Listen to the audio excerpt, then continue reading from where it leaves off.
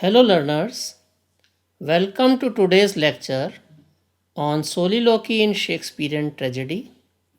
In today's lecture, we will be focusing on two Shakespearean tragedies, Macbeth and Hamlet. One of the features of Shakespearean tragedy is that dramatist presents the conflict both at external level as well as at the internal level.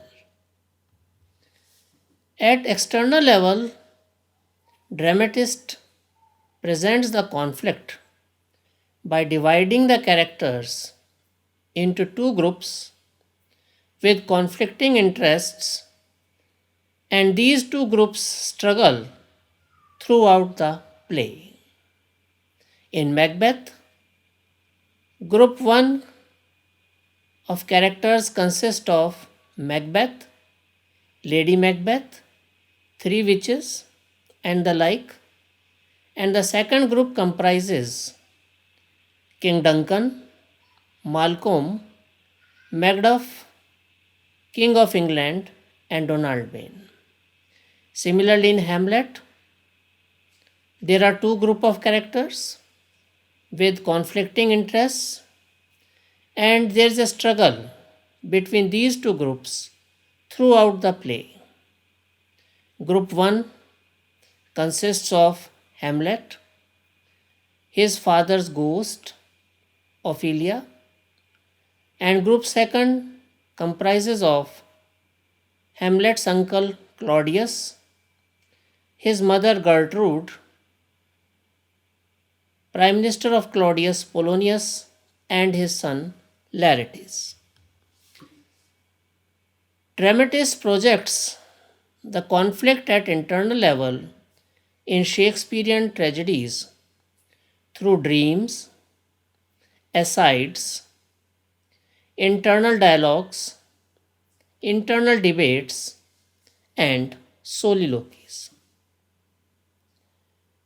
Soliloquy is often confused with dramatic monologue, as both of them have a single speaker.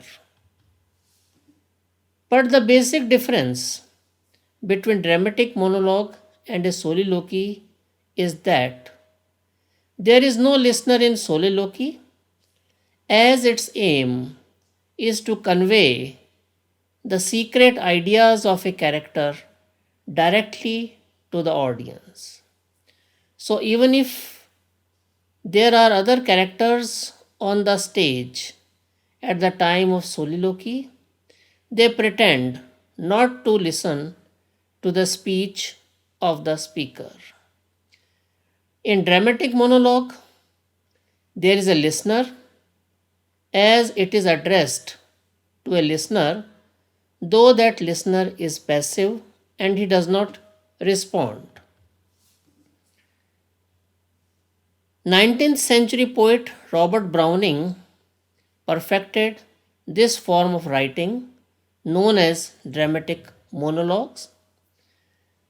He has written a number of successful dramatic monologues like My Last Duchess, Grammarian's Funeral, Rabbi Ben Ezra, etc.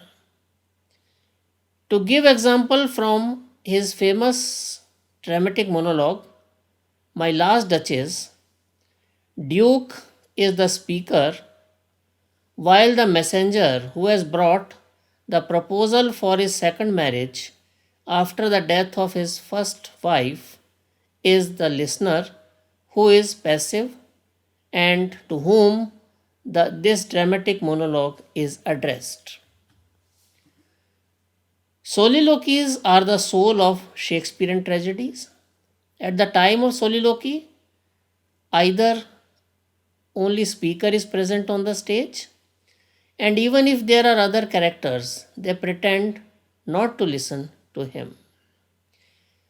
There are famous soliloquies by Shakespeare in both his classic tragedies, Hamlet as well as Macbeth. In Macbeth, Act 1st, Scene 7th is a popular and famous soliloquy when Macbeth discusses the consequences of Lady Macbeth's proposal of murdering King Duncan while he is sleeping in their castle. He thinks that it will not be proper for him to kill a king because he is in his army and as a soldier, as a host, as a loyal and faithful subject. It is his duty to protect the life of his king and not to take it away.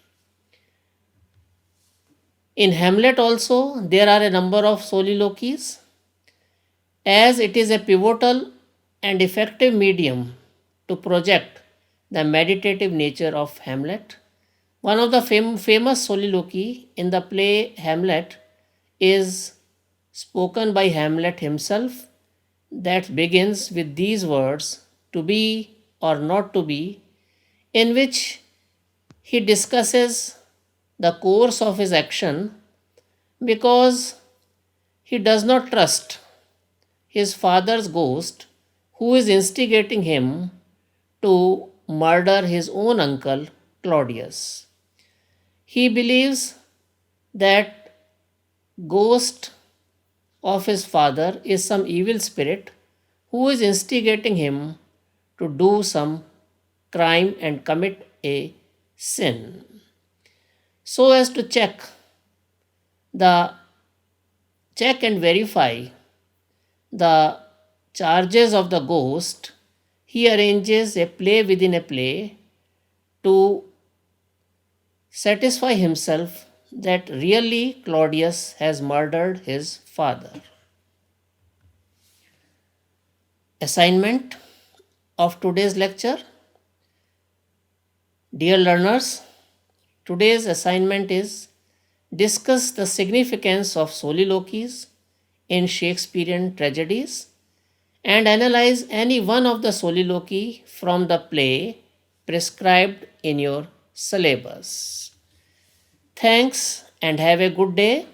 You can send answers of your assignments on WhatsApp number 93141 21841. Thanks once again.